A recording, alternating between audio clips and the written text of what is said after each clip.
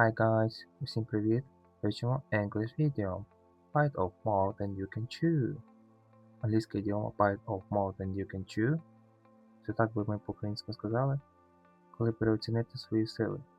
Тобто братися за те, що ти не можеш зробити його. Що ти не можеш його подужати.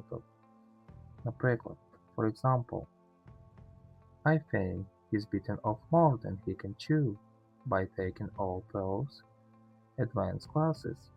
Я думаю, що він набагато взяв за нагруди, тобто він переоцінив свої сили, взявши ті курси найвищого рівня. I really bite off more than I could chew by taking on a second job. Я реально переоцінив свої сили, беручи другу роботу. Тобто я взяв то, чого я не можу зробити.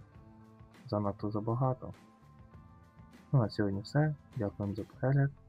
Якщо вам подобається моє відео, ставте лайки, підписуйтесь. Take care, guys. Bye-bye.